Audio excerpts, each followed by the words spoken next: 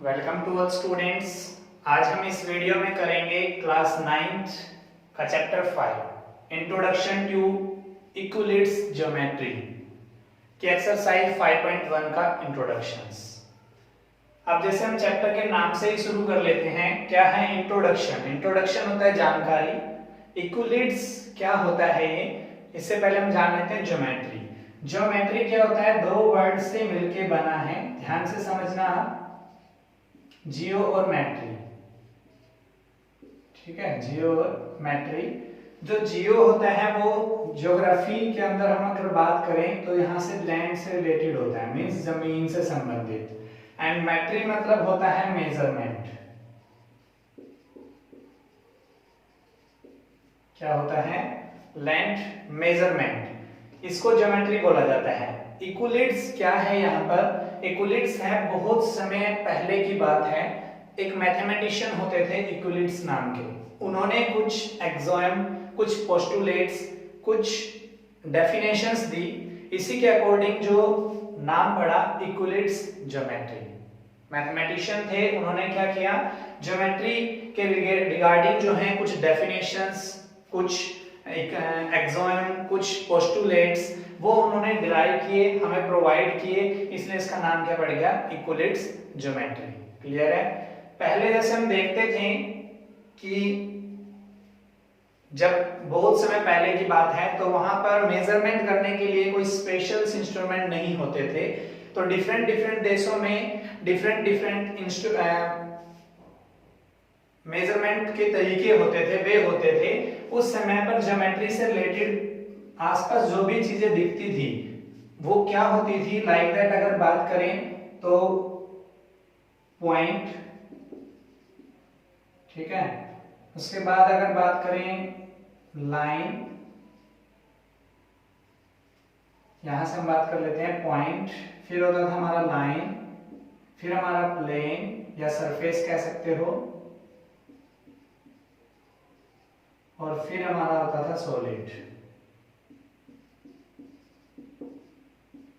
ठीक है, हमने बताया कि चार चीजें हमारी होती थी। सॉलिड होता था, उसके बाद में क्या होता था हमारे यहाँ पर? सरफेस होता था, फिर हमारी लाइन होती थी, और फिर पॉइंट्स होते थे।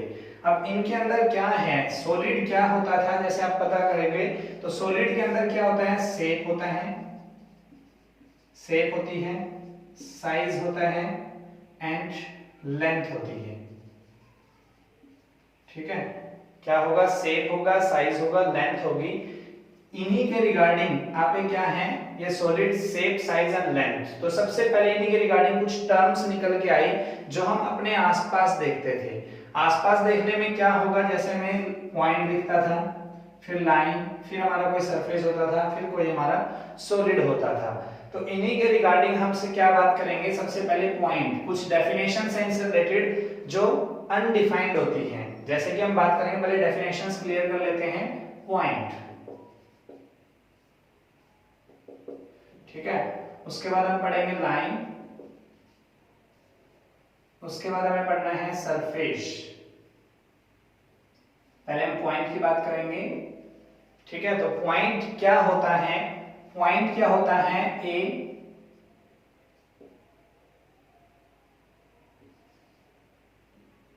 length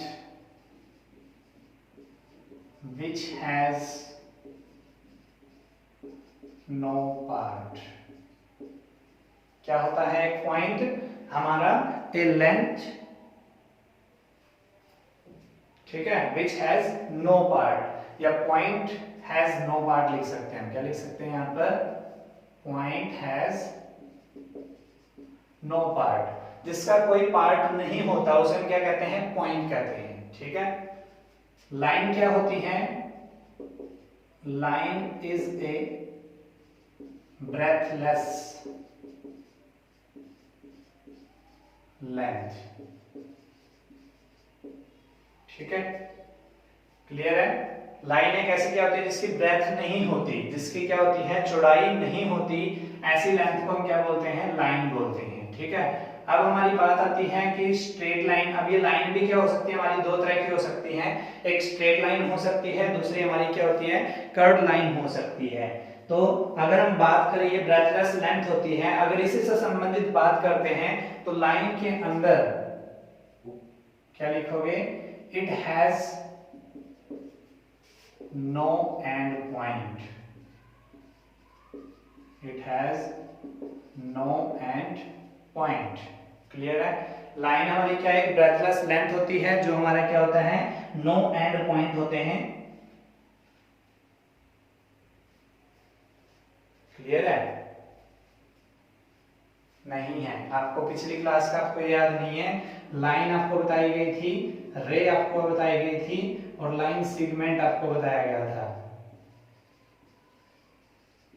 ठीक है? लाइन के अंदर कोई एंड पॉइंट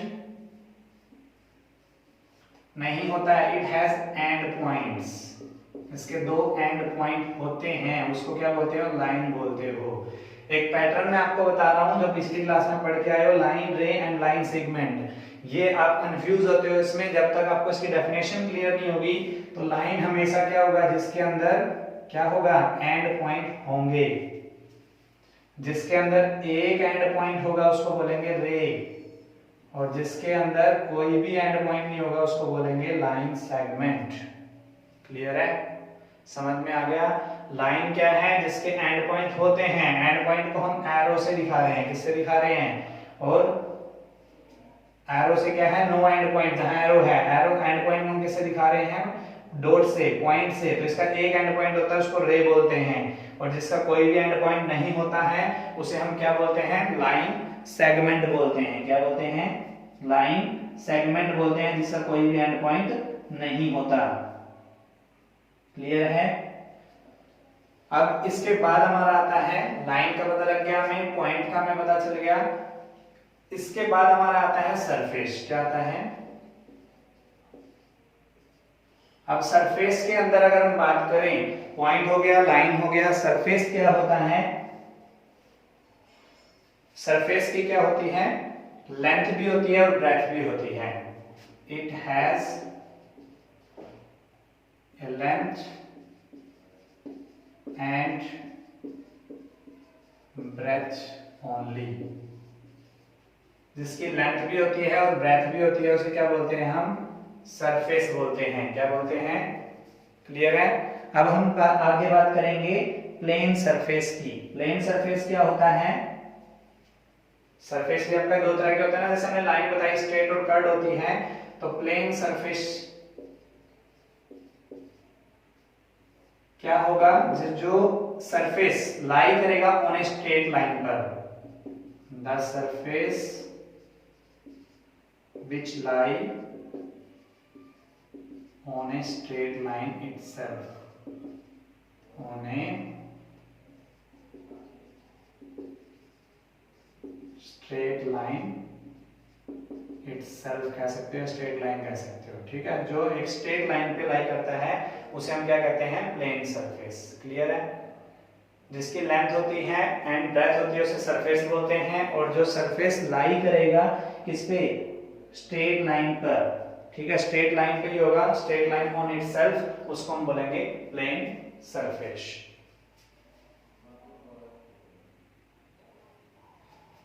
सरफेस से रिलेटेड अगर हम बात कर रहे हैं, कोई सरफेस बन रहा है तो उससे रिलेटेड एक पॉइंट्स आएगा। क्या आएगा, the edge of a surface are line. ठीक है? जो एज ऑफ ए सरफेस होता है वो क्या होता है, एक लाइन होता है। प्लेन सरफेस हमने बता दिया जो स्ट्रेट लाइन पे इटसेल्फ करेगा। एंड इसके बाद अगर हम बात करते हैं स्ट्रेट लाइन की,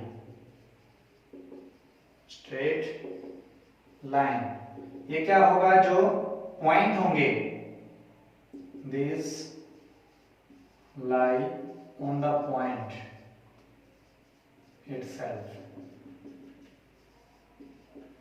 जो लाइन होती है उसके ऊपर इटसेल्फ पॉइंट होते हैं, उन पॉइंटों से मिलके जो बनती है उसे क्या बोलते हो, स्ट्रेट लाइन बोलते हो। ठीक है? क्लियर है? सॉलिड की हम बात कर रहे थे, तो सॉलिड में शेप, साइज एंड यहाँ पे आप क्या कह सकते हो, लेंथ के साथ में हिसाब से पोजीशन कह सकते हो। ठीक है। और सॉलिड का जो एक बोलते हैं सरफेस होता है, जिसको एड्स होते हैं, जिसको एड्स होती है, किनारे होते हैं, उसको क्या बोलोगे? सरफेस। जैसे आपने सुना होगा ये अगर रेक्टेंगल है, रेक्टेंगल के फेस सुने होंगे आपने, ठीक है। तो या फिर हमने देखा होगा कि क्यूबॉइड जो होता है उसके सरफेस आपने देखे होंगे। तो सरफेस जो होती है वो क्या कहलाते हैं? इसके फेस। सरफेस जो होते हैं एड्स, मतलब किनारे।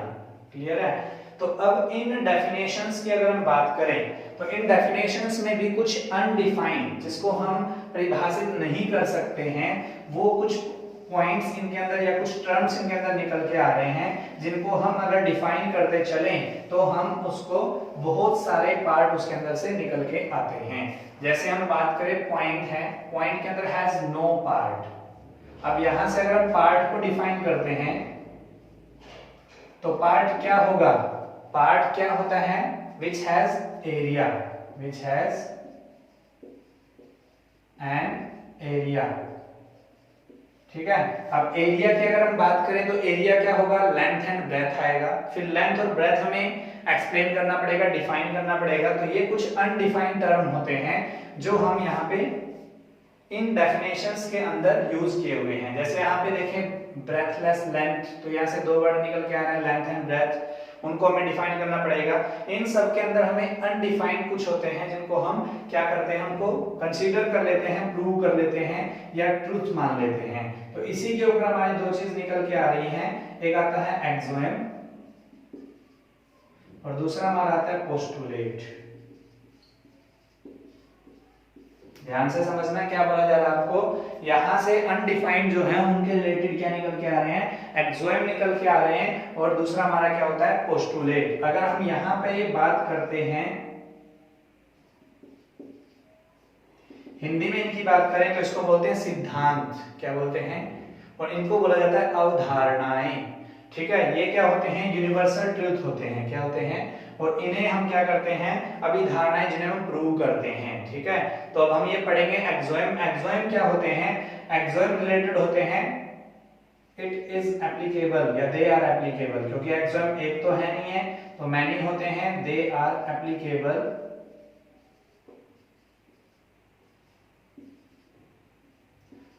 ऑन मैथमेटिक्स या थ्रू आउट मैथमेटिक्स।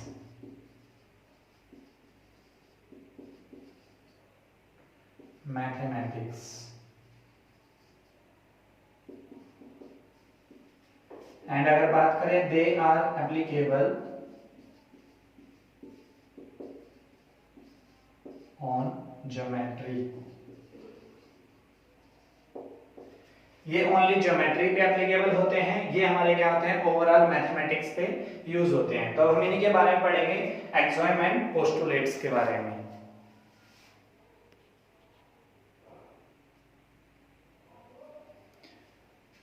अब हमारे आते हैं इक्विलिट्स एक्सोएम। जो हमने बताया कुछ प्रॉपर्टीज थी, उनको दो भागों में बांट दिया गया, एक एक्सोएम में, दूसरा पोस्टुलेट में। एक्सोएम आपको बताया गया क्या है? ओवरऑल मैथमेटिक्स पे अप्लाई होते हैं, एप्लीकेबल होते हैं। और पोस्टुलेट हमारे क्या होते हैं? ओनली रिलेटेड टू ज्योमेट्री या फिर ओनली एप्लीकेबल होता ज्योमेट्री। तो हम यहाँ पे इक्विलिट्स एक्सोएम पढ़ेंगे। तो देयर आर टोटल 7 एक्सोएम्स।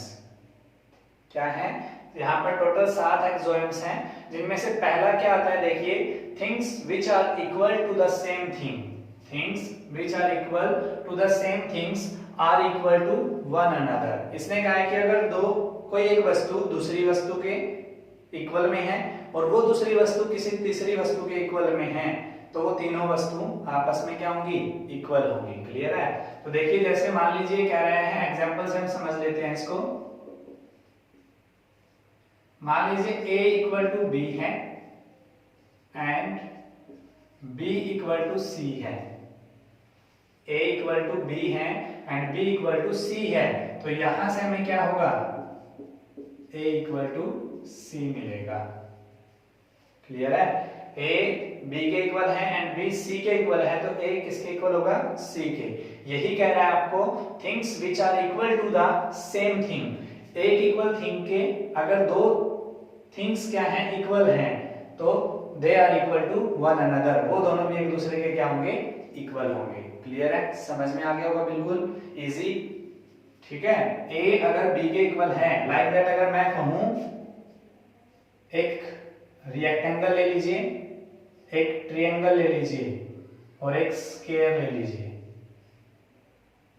एक लेना है रिएक्टेंगल, एक लेना है स्क्वायर। ठीक है, तीन चीजें हमने ले ली।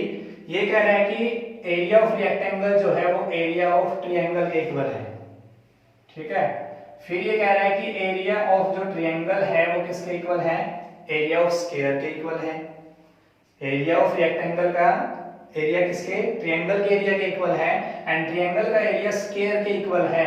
तो आप क्या कह सकते हो कि जो रिएक्टेंगल का एरिया है वो किसके इक्वल होगा, स्क्वायर के इक्वल होगा।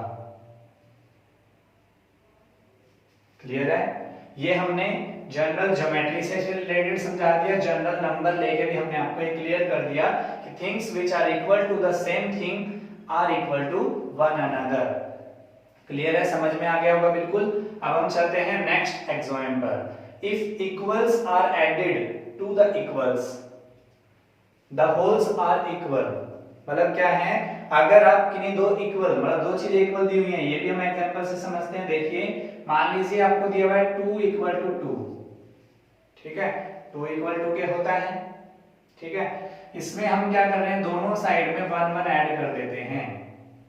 यहां पर अगर हम बात करें तो 1 प्लस में 2 इज इक्वल टू 2 प्लस में 1।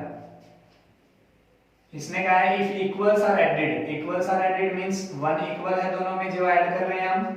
ठीक है, टू द इक्वल्स, दो इक्वल्स में हमने ऐड किया, दोनों इक्वल क्या थे 2 2, तो इनका जो होल्स आएगा, मतलब जो इनका ऐड करके आएगा, सम करके आएगा, वो भी क्या आएगा, इक्वल आएगा। तो दोनों को ऐड करने पर क्या मिल रहा है, 3 इक्वल 3। क्लियर है, समझ में आ गया। अगर हम यहां से देखें ज्योमेट्री के रिलेटेड, अगर आपको क्या दें, एग्जांपल दें, मान लीजिए आपने 3 सेंटीमीटर की लाइन ड्रॉ की है, यहां भी 3 सेंटीमीटर की लाइन ड्रॉ की है। क्लियर है, समझ में आ गया। अब इसमें आपने क्या कर दिया, इसमें 2 सेंटीमीटर और ऐड कर दो दोनों साइड में। क्या कर देते हैं, इसमें 3 सेंटीमीटर आपने ऐड किया था, तो प्लस में 1 सेंटीमीटर यहाँ ऐड कर दो, यहाँ पे 1 सेंटीमीटर यहाँ पे ऐड कर दो, तो टोटल क्या होगा हमारा 4, मतलब यही बनेगा ना, 4 centimetre is equal to 4 centimetre. Clear है, समझ में आ गया। अगर आप नंबर्स, दो इक्वल नंबर लेते हो और उनमें कोई इक्वल नंबर ऐड करते हो, तो उनका जो होल्स आएगा, जो ऐड करके आएगा, वो इक्वल आएगा। अगर आपने ज्योमेट्री में कोई दो आपने क्या ली है, दो इक्वल लाइन ली है, उनके अंदर एक इक्वल लाइन ऐड करोगे लेंथ का, तो टोटल आपको जो लेंथ मिलेगी वो दोनों भी क्या होंगी, इक्वल्स होंगी। क्लियर है, समझ में आ गया। नेक्स्ट हम बात करते हैं, अगर ये चीज समझ में नहीं आई है ना, तो देखो एक और एग्जांपल मैं आपको छोटा सा दे देता हूं, इसको मैं लाइन वाले को हटा देता हूं। ठीक है, तो देखते हैं, वो आपको शायद जनरल लाइफ से दूंगा तो वो शायद अच्छे से समझ में आएगा। ठीक है, आई होप। मान लीजिए आपके पास एक क्या है, ये है आपकी 2 सेंटीमीटर। ठीक है, इधर भी आपने क्या लिया है, 2 सेंटीमीटर का बॉक्स आपके पास, ये एक बॉक्स है 2 सेंटीमीटर लेंथ वाला, ये भी 2 सेंटीमीटर लेंथ वाला। इसमें 1 सेंटीमीटर लेंथ वाला एक बॉक्स ऐड कर दो, इसमें भी 1 सेंटीमीटर वाला एक बॉक्स ऐड कर दो। ठीक है, क्लियर है। जैसे हम बाइंड कर देते हैं ना, चिपका देते हैं, तो वो हमने इसको चिपका देना है। यहाँ पर 2 है, ये 1 है, ये 1 है, तो हमें जो टोटल मिलेगा वो क्या मिलेगा, 3 सेंटीमीटर वाला यहाँ पे मिलेगा। अगर मैं बात करूं तो 3 सेंटीमीटर वाला यहाँ पे मिलेगा, और इसके इक्वल में कैसे मिलेगा, 3 सेंटीमीटर मुझे यहाँ पे मिलेगा। तो ये भी 3, ये भी 3। क्लियर है, अब समझ में आ गया होगा।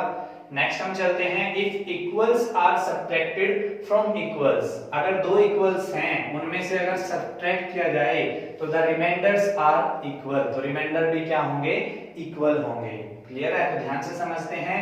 मान लीजिए आपने यहाँ पे 3 या कोई और एग्जांपल ले लेते हैं, 4 लिया है, 2 इक्वल लिए हैं 4 4। ठीक है, इन दोनों में से आपने क्या करना है, यहाँ पर 4 - 1 और 4 माइनस 1 1 1 दोनों साइड से इक्वल सब्ट्रैक्ट करना है। इक्वल नंबर लिए थे, इक्वल थिंग्स ली थी, उसमें से इक्वल हम सब्ट्रैक्ट कर रहे हैं, तो जो रिमाइंडर होगा, रिमाइंडर क्या होगा इनको सब्ट्रैक्ट करने के बाद, तो 3 = 3, वो भी क्या होंगे, इक्वल आएंगे। क्लियर है? जैसे अगर हम एबीसी से समझना चाहते हैं तो मैं आपको एबीसी से समझा देता हूं, यहां से अगर आप देखोगे तो वो भी एबीसी से आपको समझ में आ जाएगा। मान लीजिए आपने क्या किया, बी लिया, यहाँ पे बी लिया, दोनों इक्वल बी लिए थे, इसमें से आपने इक्वल सब्ट्रैक्ट करना है, या आप ऐसा कर लेते हैं बी और सी डिफरेंट ले लेते हैं, तो ये बी ले लिया, सी ले लिया, दोनों इक्वल है बी और सी।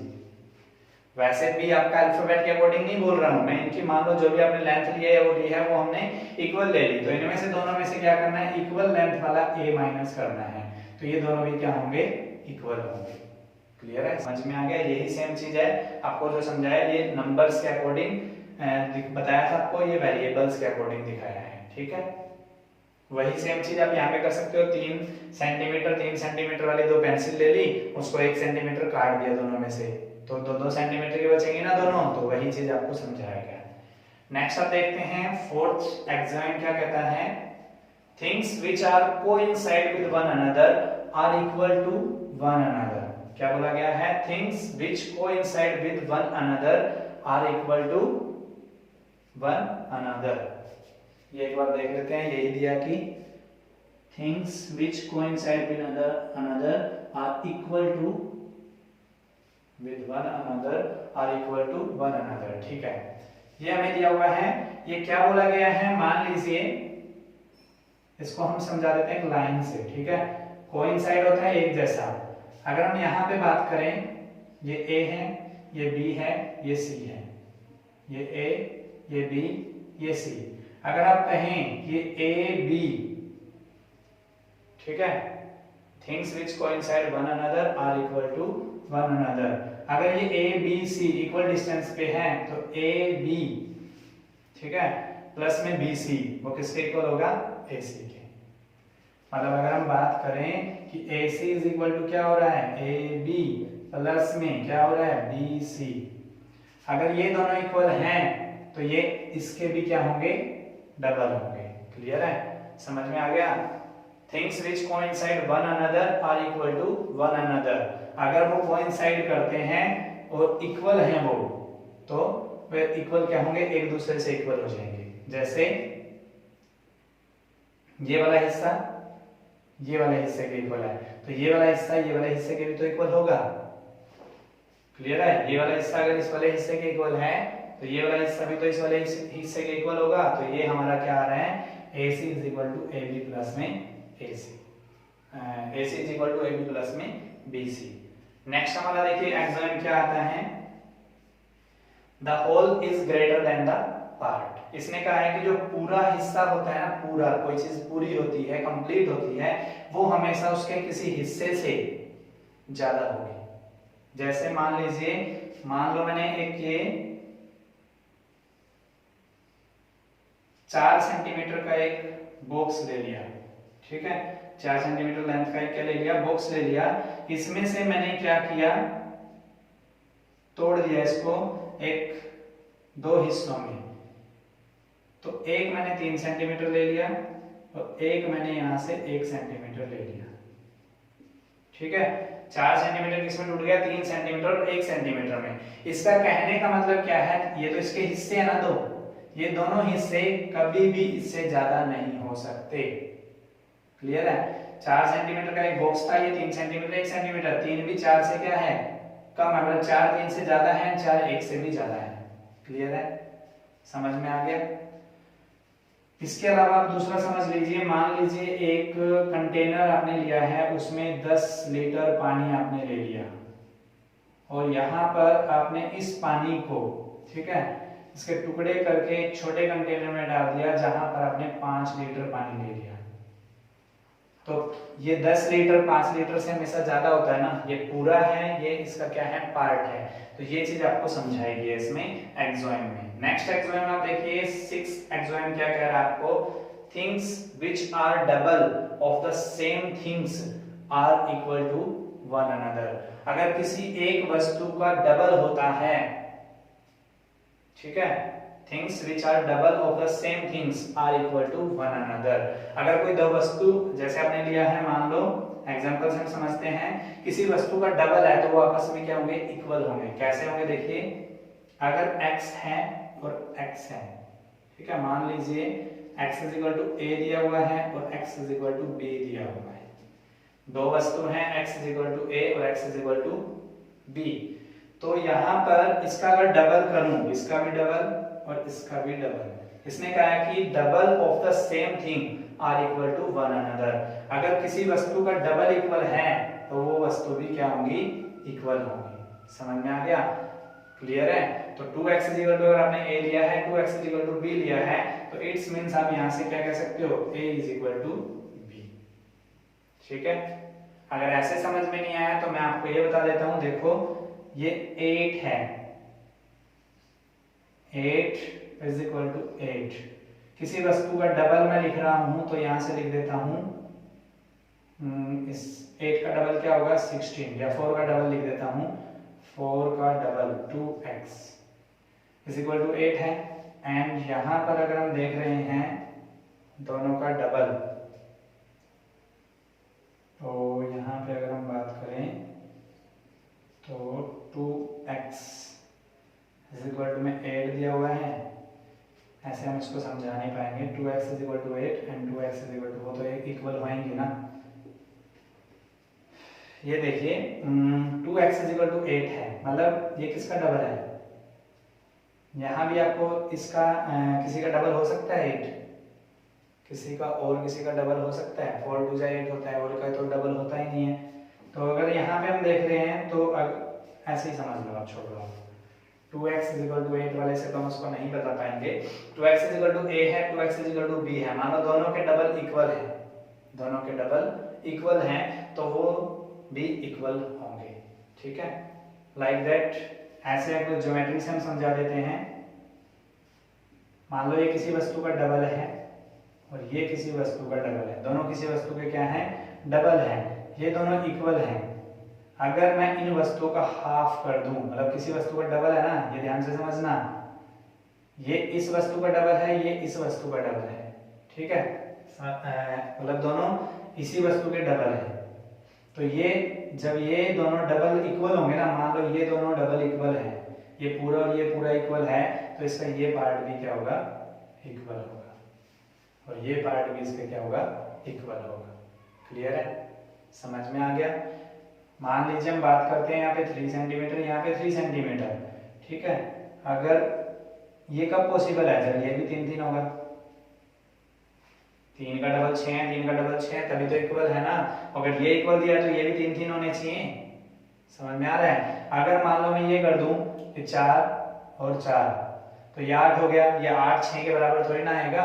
तो ये चीज आपको बता दी मैंने ज्योमेट्री से कि अगर ये डबल किसी चीज का डबल इक्वल है एक दूसरे के, तो वो थिंग्स भी क्या होंगी, इक्वल होंगी। ठीक है, नेक्स्ट हम देखते हैं, इसी का उल्टा है, things which are half of the same thing are equal to one another. इसमें क्या बोला गया, अगर किसी वस्तु का आधा इक्वल है तो उस वस्तु things which are half of the same things are equal to one another, तो वो वस्तु भी क्या होंगी, इक्वल होंगी। लाइक दैट, अगर हम बात कर रहे हैं इस वस्तु का आधा, मतलब ये आधा इसका और इसका ये आधा इसका, तो अगर मान लीजिए कह रहा है कि ये हाफ इसके इक्वल है, तो हम ये कह सकते हैं ये पूरी भी तो क्या होगी, ये पूरी भी तो क्या होगी, इक्वल होंगी। समझ में आ रहा है। मतलब ये मैं अगर कहूं कि हाफ हाफ इक्वल हैं, तो वो पूरी भी तो क्या होंगे, एक दूसरे के इक्वल होंगी। ठीक है, अगर हम नंबर से समझना चाहते हैं, देखो अगर 8 का हाफ करूं तो 4 इक्वल हैं, 8 का हाफ है तो 8 भी तो इक्वल होंगे। ठीक है, ये थे हमारे एक्सोम, जो 7 एक्सोम हमने पढ़े हैं। अब हम देखते हैं पोस्टुलेट, जिनका हम यूज करने वाले हैं सम्स में और ज्योमेट्री से रिलेटेड एग्जांपल्स में। अब हमारे आते हैं इक्विलिट्स पोस्टुलेट्स, जो हमारे 5 पोस्टुलेट्स हैं। सिद्धांत हम कर चुके हैं, अब हम अभिधारणाएं जो है वो करने वाले हैं। सबसे पहला क्या बोला गया आपको, देखिए postulate, A straight line may be drawn from any one point to any other point। एक स्ट्रेट लाइन क्या हो सकती है कि दो पॉइंट जो होंगे उनको मिलाने पर जो हमें स्ट्रेट लाइन मिलती है। अगर हम यहाँ पे देखें इसको, तो यहाँ पर मान लीजिए एक पॉइंट ए ले लीजिए, यहाँ पर एक पॉइंट ए ले लीजिए और दूसरा पॉइंट बी ले लीजिए, ठीक है। तो अगर हम इन पॉइंट्स को मिलाएंगे, इन पॉइंट्स को अगर हम मिलाएंगे तो हमें कैसी लाइन मिलेगी, स्ट्रेट लाइन। कैसी लाइन मिलेगी, स्ट्रेट लाइन, ठीक है। तो ये चीज आपको कह रहा है, स्ट्रेट लाइन में be drawn from any one point two any other point. एक पॉइंट से दूसरे पॉइंट के ऊपर अगर लाइन ड्रॉ की जाए तो वो स्ट्रेट लाइन होती है। मतलब एक पॉइंट से दूसरे पॉइंट के ऊपर अगर मतलब मिलाएंगे हम उन पॉइंट्स को, तो जो लाइन बनेगी वो कैसी लाइन होगी, स्ट्रेट लाइन। अब टू डिस्टिंक्ट पॉइंट के अंदर से सिर्फ एक स्ट्रेट लाइन निकल सकती है, ऐसा जरूरी नहीं है, लेकिन दो पॉइंटों को मिलाने वाली लाइन, स्ट्रेट लाइन सिर्फ एक ही होगी। वो कैसे होगी, वो एक्सॉम में आती है, फिर मैं आपको क्लियर कर देता हूं। जैसे ये ए है, इसके अंदर से निकलने वाली बहुत सारी रे हो सकती हैं, लाइन हो सकती है। यहाँ बी से निकलने वाली बहुत सारी लाइन हो सकती है, बट इसको मिलाने वाली दोनों को सिर्फ एक ही लाइन होगी। तो वो हमारा क्या होता है, पोस्टुलेट, और ये हमारा क्या बन जाता है, एक्सोएम। कि आपका अगर एक पॉइंट से पूछे कि कितनी लाइन निकल सकती हैं, तो मैनी लाइंस। बट अगर ये पूछे दो पॉइंट्स को मिलाने वाली लाइन कितनी होगी, स्ट्रेट लाइन, तो सिर्फ ओनली वन। क्लियर है। नेक्स्ट पोस्टुलेट देखिए, a terminated line can be produced indefinitely. मतलब अगर हम बात करें एक टर्मिनेटेड लाइन को, जो हमने पढ़ा था अभी पीछे, हमने एक बात पढ़ी थी कि लाइन सेगमेंट होता है जिसके क्या होते हैं, दो एंड पॉइंट होते हैं। क्लियर है, समझ में आ गया। एंड पॉइंट हमारा हम किससे दिखाते हैं, यहाँ पर एक टर्मिनेटेड लाइन को हम बोलते हैं, जो टर्मिनेटेड लाइन है उसको किसको बोला जाता है, लाइन सेगमेंट को। लाइन सेगमेंट को इनडिफाइनेटली किस साइड में बढ़ा सकते हो आप, इस साइड में आप इनको बढ़ा सकते हो, ठीक है, समझ में आ गया। ये है हमारा टर्मिनेटेड लाइन जो प्रोड्यूस की जा सकती है इनडेफिनेटली इन बोथ साइड, दोनों साइड के अंदर आप उसको बढ़ा सकते हो। नेक्स्ट हम बात करेंगे, a circle can be drawn with any centre and any radius. मतलब आप एक किसी भी पॉइंट को सेंटर मान के और कोई भी रेडियस लेके आप क्या कर सकते हो, सर्कल ड्रॉ कर सकते हो। लाइक दैट अगर हम बात करेंगे, हमने ले लिया एक, ये ले लिया, यहाँ पर हम बात करेंगे 2 सेंटीमीटर लेके हमने सर्कल बना दिया, 2 सेंटीमीटर रेडियस लेकर के। यहाँ पर भी हमने क्या किया, कोई भी हम सर्कल वो लेके सर्कल क्या बना सकते हैं, ड्रॉ कर सकते हैं। क्लियर है। तो ये हमने बताया, कहीं भी पॉइंट लो, कोई भी रेडियस लो, उससे हम क्या कर सकते हैं, सर्कल को ड्रॉ किया जा सकता है, ठीक है। नेक्स्ट बात कर रहा है कि all right angles are equal to one another. जितने भी राइट एंगल होते हैं, राइट एंगल आपको पता है 90 डिग्री होता है, तो 90 डिग्री वाले जितने भी एंगल होंगे वो क्या होंगे, एक दूसरे के इक्वल होंगे। मान लीजिए ऐसे आपने ले लिया, एक तो एक अपने ऐसे ले लिया, ये भी राइट एंगल है, ये भी राइट एंगल है। अगर हम यहाँ से बात कर रहे हैं तो ये भी क्या है, एक राइट एंगल है।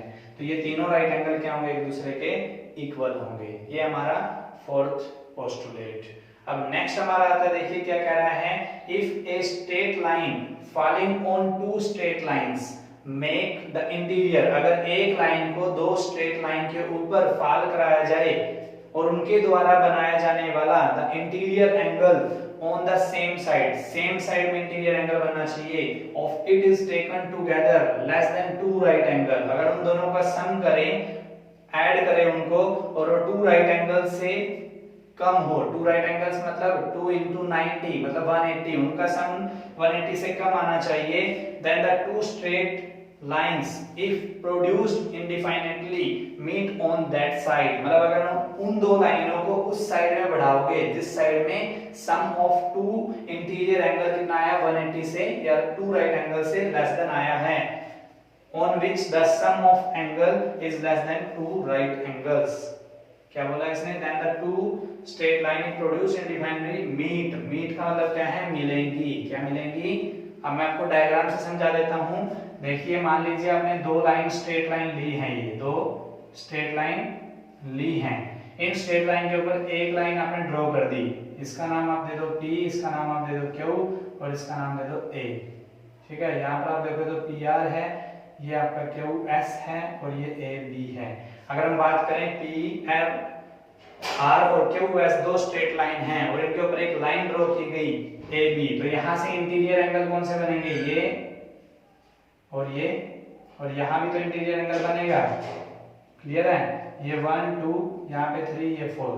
तो ये बात ये कह रहा है कि जिस साइड भी अगर आप ऐड करते हो इंटीरियर एंगल को और वो 180 डिग्री से कम आ जाए, तो 180 डिग्री मान लीजिए जिस साइड झुकाव होगा वही मिलेगा।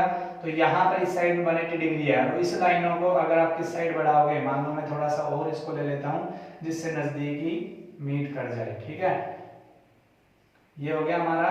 यहां से अगर इसको आप क्या करोगे, बढ़ाओगे इस साइड में, तो ये इसी साइड कहीं ना कहीं किसी पॉइंट पर मिलेंगी। वो तुम्हारा ये पोस्टुलेट कहता है। क्या कहता है, अगर दो लाइन स्ट्रेट लाइन हैं, उनके ऊपर एक लाइन ड्रॉ की जाती है और उसके द्वारा बनाया गया दो लाइन के साथ इंटीरियर एंगल का सम 180 डिग्री से कम जिस साइड भी होगा, उस साइड अगर उन रे को लाइन को बढ़ाओगे तो वो लाइन क्या है, एक पॉइंट पर उसी साइड में मिलेंगी। ये है हमारे इक्विलिट्स के पोस्टुलेट्स। अब हम देखते हैं example.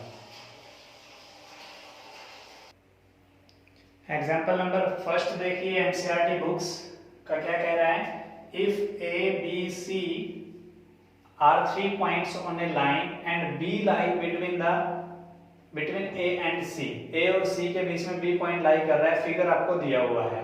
Then prove that A B plus B C is equal to A C, ये आपने प्रूव करना है। तो हम इसको कैसे प्रूव करेंगे कि ए बी प्लस में BC is equal to AC। अब आपको एक बात मैंने बताई थी कि कोइंसाइड क्या होता है, यहाँ पर हम देख पा रहे हैं कि AB प्लस में BC जो है AC के साथ कोइंसाइड कर रहा है। क्या कर रहा है, क्योंकि अगर इन दोनों को ऐड करें तो ये AC के इक्वल आता है, तो इन दोनों का सम और ये टोटल दोनों क्या होंगे, कोइंसाइड है, एक ही प्लेस पर है, एक ही जगह पर है, सेम है, वो समान है। ठीक है, एक जैसे हैं, इसलिए हम इसमें क्या करेंगे, बाय फिगर क्या लिखेंगे हम, बाय फिगर या डायग्राम कह सकते हो, AC एंड AB प्लस में BC are coincide to each other. हमें दिख रहा है कि ग्राफ से AC जो है वो AB प्लस BC के साथ में कोइंसाइड कर रहा है। Now by axiom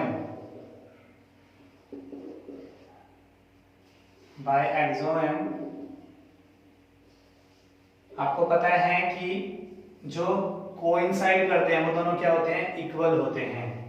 ठीक है, तो by axiom A B plus में B C is equal to में A C.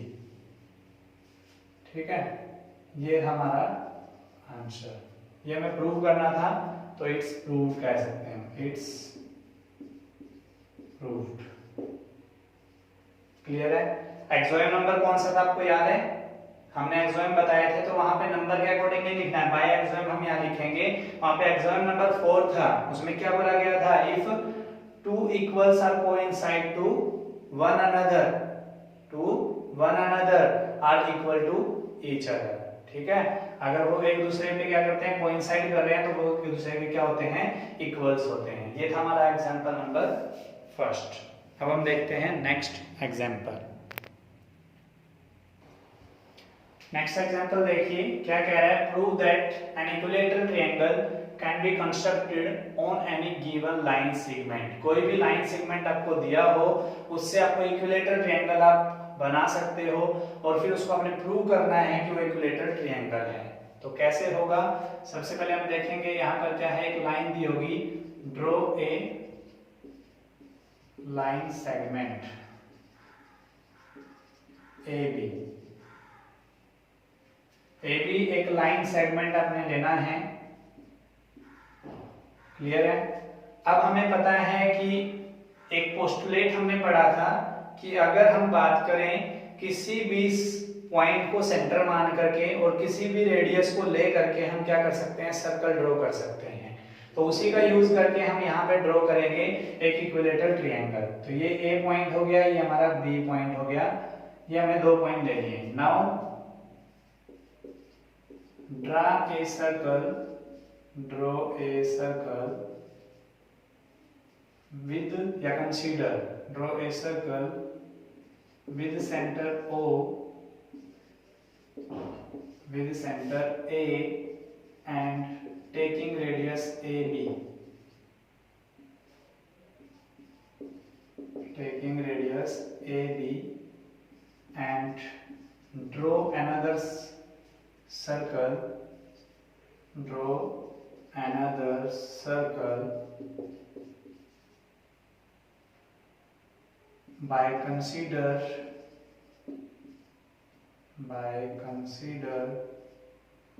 B as a center and radius AB। ठीक है, A को सेंटर मान करके AB को रेडियस मान के अपने क्या करना है, एक सर्कल ड्रॉ करना है। ठीक है, मान लीजिए ये सर्कल आपने कंपास के साथ करना है, मैं तो ऐसे ही कर रहा हूँ, आप कंपास के साथ इसको करोगे, ये सर्कल होएगा। अगर इसको कंप्लीट करेंगे हम तो कहाँ से जाएगा, ये सेंटर लिया है तो इसके डबल से जाएगा, यहाँ से डबल से जाएगा ना। तो यहाँ से होते हुए मान लीजिए यहाँ से जा रहे हो, यहाँ से होते हुए कहाँ से जा रहे हैं, ये आपका यहाँ से सर्कल जा रहा है। क्लियर है। अब B को सेंटर मानना है और B को रेडियस मान के एक और अनदर सर्कल ड्रॉ करोगे।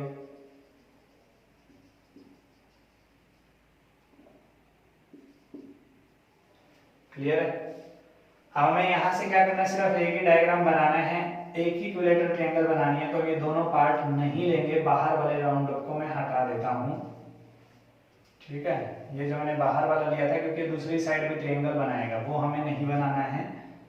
तो यहां से हमने क्या कर दिया, सर्कल बना दिया, जो circle as A centre and radius A B which meet at a point C, वो किस पे मिलेगा, सी पॉइंट पे मिलेगा। ठीक है, नाउ इंटरसेक्ट भी कह सकते हो, मीट भी कह सकते हो, या आपकी जिस तरीके से आप लिखना चाहो लिख सकते हो। इंटरसेक्ट भी कह सकते हो at a point C. Now meet A C and B C. ठीक है, now meet A C and B C. A C और बी सी को आप क्या करोगे, एक लाइन सेगमेंट से मीट करोगे। तो which produce या make a triangle ABC, a triangle ABC। आपने एक इक्विलेटरल ट्रायंगल आपने बना दी एक लाइन सेगमेंट से। ठीक है, लाइन सेगमेंट का यूज करके आपने क्या किया, इक्विलेटरल ट्रायंगल बनाई है, लेकिन अभी देखो ट्रायंगल ABC बनी है, इक्विलेटर आपने प्रूव नहीं की है। अब हम क्या करेंगे, प्रूव करेंगे। तो नाउ यहां से अगर हम बात करें, ए बी इसकी क्या है, रेडियाई है, रेडियस है, और यहां से अगर हम बात करें, ये सेंटर माना है, तो ये ए सी भी क्या है, इसकी रेडियस है। तो A B is equal to A C. ठीक है, रेडियाई ऑफ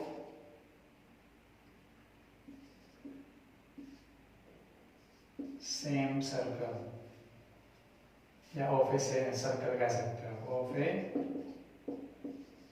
सर्कल। एंड इसी तरीके से अगर हम बात करें A B and B C, इसकी बात करें तो A B and B C, A B is equal to B C, तो क्या कह सकते हो, रेडियाई ऑफ ए सर्कल। ठीक है, नाउ बाय एक्सोएम कह सकते हो आप, अपने एक्सोएम पढ़ा था बाय एक्सोम आपको बोला गया था कि अगर क्या है टू इक्वल्स आर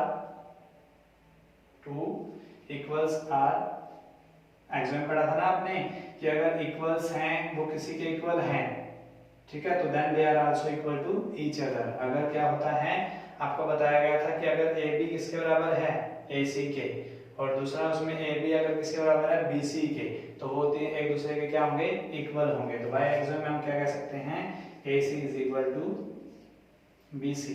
तो हेंस कहा जा सकता है कि A B is equal to B C is equal to A C. तो हेंस अब क्या कहोगे, ठीक है, बाय एक्सोम हो गया। तो यहाँ पे आप लिख सकते हो, इसको इक्वेशन मानना है, इक्वेशन मान सकते हो 1 2 एंड 3। तो यहाँ क्या लिखोगे, from equation 1 2 and 3 we get A B is equal to में B C is equal to में ए सी। तो hence A B C is an equilateral triangle. यही आपको प्रूव करना था कि जो आपने लाइन सेगमेंट से क्या बनाया है एक ट्रायंगल बनाई है वो एक इक्विलेटरल ट्रायंगल है। ये था हमारा एग्जांपल नंबर 2। अभी हमारे आते हैं थ्योरम 5.1। क्या बोल रहे हैं आपको, two distinct line can not have more than one point in common. इसने बोला है कि टू डिस्टिंक्ट पॉइंट लाइन हैं जिनका एक से ज्यादा कॉमन पॉइंट नहीं हो सकता, ये आपने प्रूव करना है। तो इसको हम प्रूव कैसे कर सकते हैं, इसके लिए हमें क्या करना पड़ेगा, हमें एजुम्पशन करना पड़ेगा, हमें कंसीडर करना पड़ेगा कि टू जो लाइंस हैं उनके एक से ज्यादा क्या है कॉमन पॉइंट है। तो हम क्या करेंगे, let two lines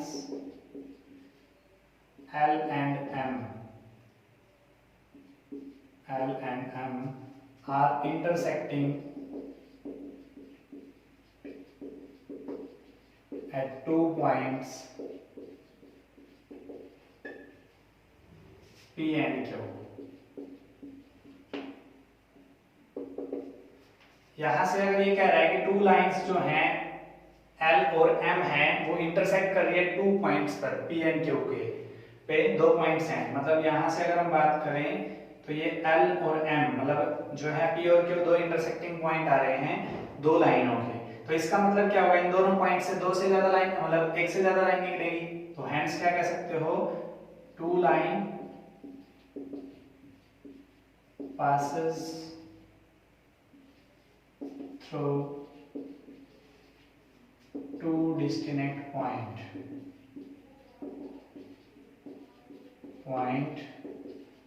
P and Q। इसके अनुसार तो यही होगा ना कि जब ये टू लाइंस पास करेंगे टू डिस्टेंट पॉइंट से P and Q से, तभी तो वो दो जगह पे इंटरसेक्ट कर पाएंगी, क्योंकि दो डिफरेंट लाइन हमारी यहाँ पे होती हैं। तो but by axiom only one line can pass through two distinct point। axiom के अकॉर्डिंग ओनली वन लाइन पास कर सकती है टू डिस्टिंक्ट पॉइंट्स के। So our assumption is wrong। Our assumption is wrong। तो hence हम क्या कह सकते हैं,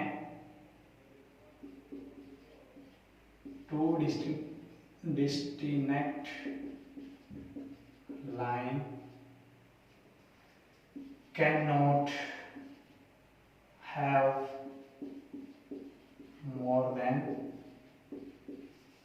one point in common। one point in common, ठीक है। ये थी हमारी थ्योरम।